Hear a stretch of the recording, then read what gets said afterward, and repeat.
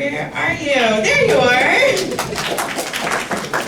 So we're going to move into talking about the Illinois Muslim Study and Report, and I'm going to also acknowledge that we've got a birthday girl in the house. Happy birthday!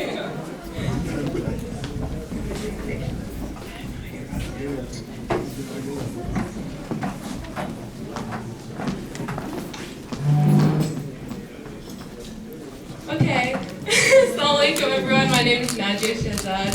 I go to Northside College Prep, I'm a senior. I actually don't really have much planned to say, I just thought I'd come up here and wing it, because that's how I do most of the things that I do. A year ago today, I never would have thought that I would be here working on Illinois Muslims Report or working with any coalition actually. So my work started actually over quarantine. I decided to work with the Chicago Public Schools to implement and create new policies for specifically Muslim students at first, but once I started doing more research into these, quite frankly, really bad policies that were in place, I realized that there was nothing for anybody. Muslim students, black students, indigenous students, literally no one.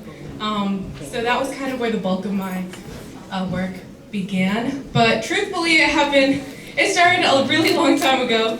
When I was in school growing up, I went to majority white school, so majority white that I was actually the only Muslim for the entire 8 years that I was in elementary and middle school. So you can just imagine what my experience was like.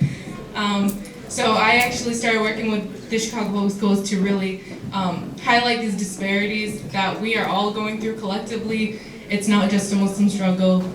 It's an everybody struggle. We are the society that we are a part of. We are the ummah that we are a part of.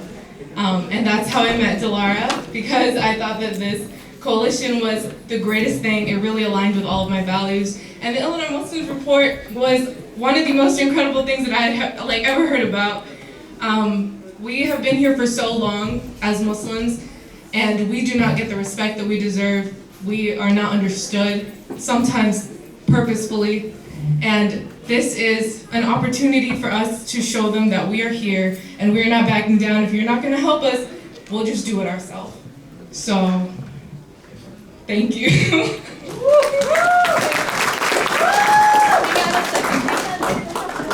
So, what is today, Nadia? What is today?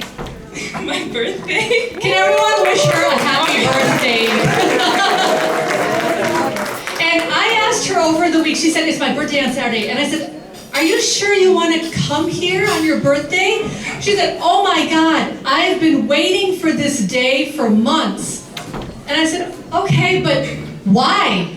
Why are you waiting for this day for months, and why do you want to be here? What was your answer when I said this? I said that I turned 18 today, and I've been working so hard on this Muslims Report, but I was never able to take the survey by myself because I was below 18. So today I finally am able to take the survey, and I'm encouraging all of you Illinois Muslims that are here to please take out your phone and go to illinoismuslims.org and take this survey and help us out. We've been working so hard. So please just do that right now. Take 10 minutes and make a difference for the next 10 years for the Illinois and probably more communities that come with us. So. Thank you so much, Nadia. There's a whole team working on this. Madia, could you help get everybody over here, Madia? Because Dr. Joe Horace, Principal Investigator at the University of Illinois at Chicago, and Dalia Mugahid, Principal Investigator at ISPU, the Institute of Social Policy and Understanding, that is our national partner and our state partner, have been working endlessly with their teams to do surveys, focus groups, and data to see who are the most per capita Muslim population in the nation. A snapshot of Illinois Muslims. Let me repeat it.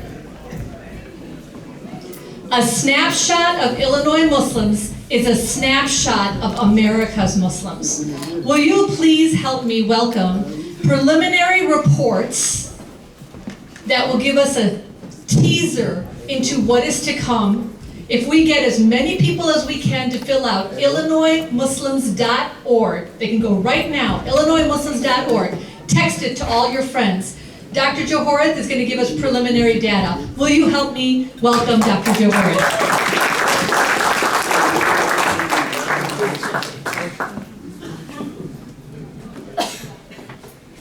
All right, well, thank you, Delara, and it's just so wonderful to be here. I'm thrilled to be here presenting what we have to date on the survey. It's very unusual, I think, for researchers to feel comfortable presenting work that's still in progress.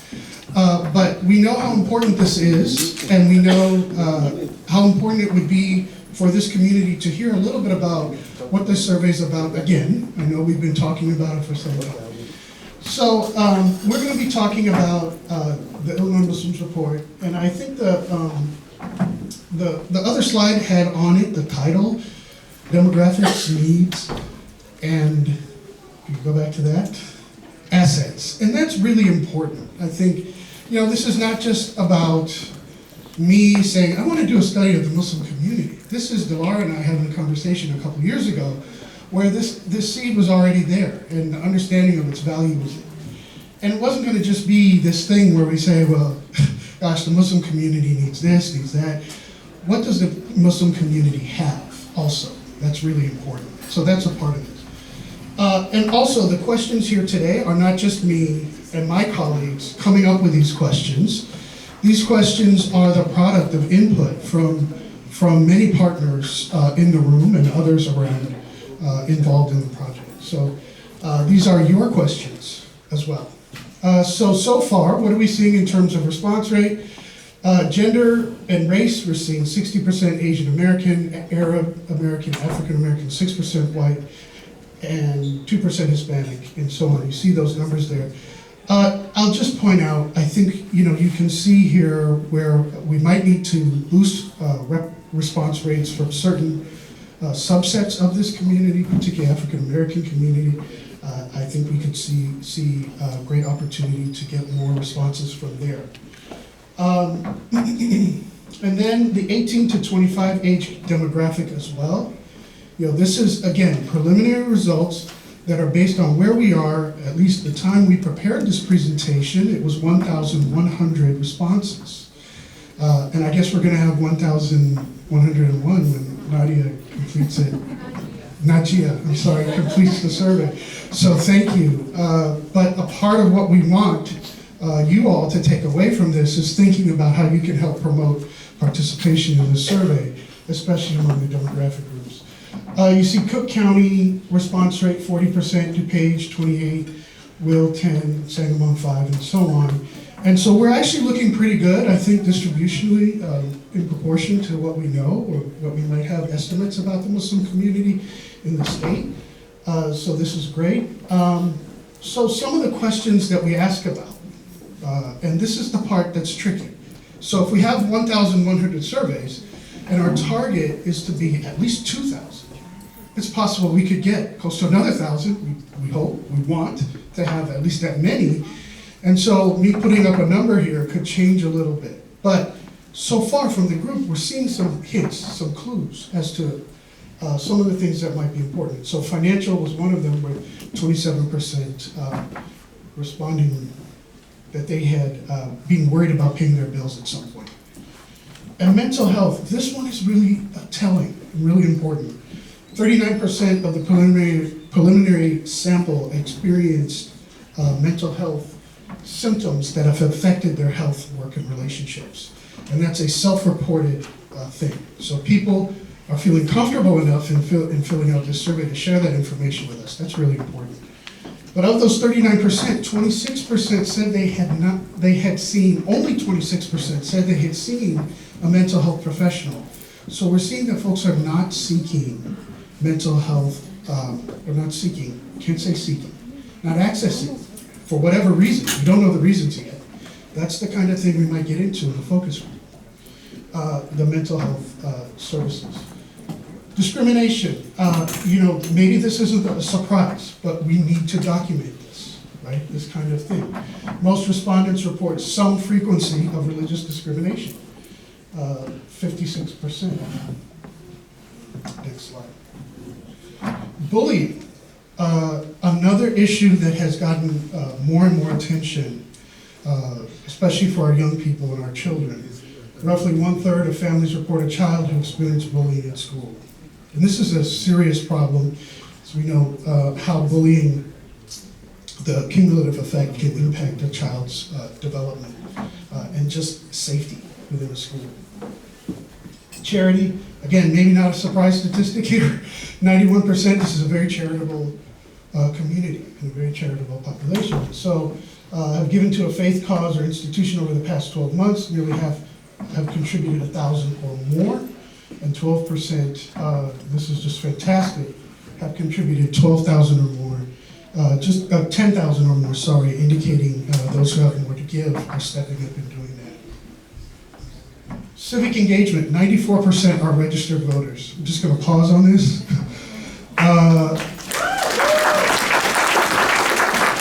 We've already heard today, I don't need to reiterate, we're at the end of a long program, how important that is, that you're registered, and then we get you to the polls. Our democracy works best when this is fulfilled at its truest potential. And if we have half of the population or segments of the population not participating, you can't get good policy that way. You can't get policy that represents your needs. And 27%, more than 1 in 4, have volunteered for a political cause.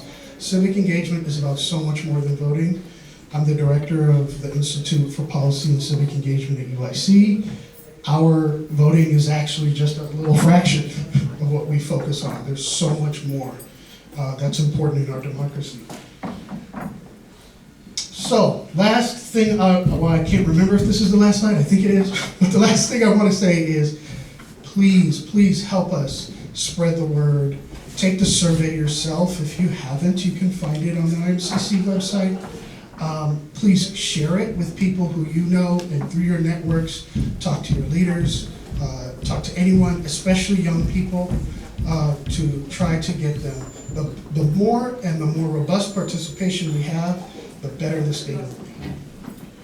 The timeline, obviously we already talked about contributing funding.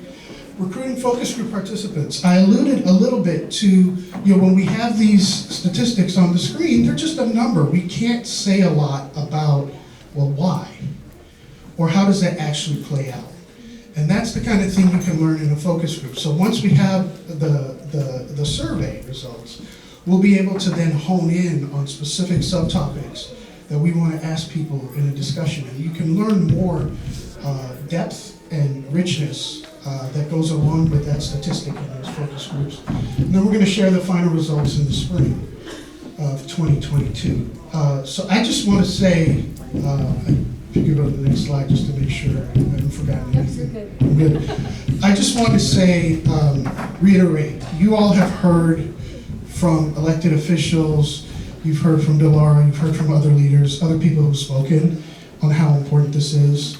It's a privilege for me to be a part of this, and my staff, Umair Tarbai, who's actually the lead staff researcher on this, couldn't be here today, to be a part of it, because I think this is not just about the results, this is about the collective action that's going into the report that we all have contributed to, both on the front end and then on the results. And so just kudos to us all for our participation.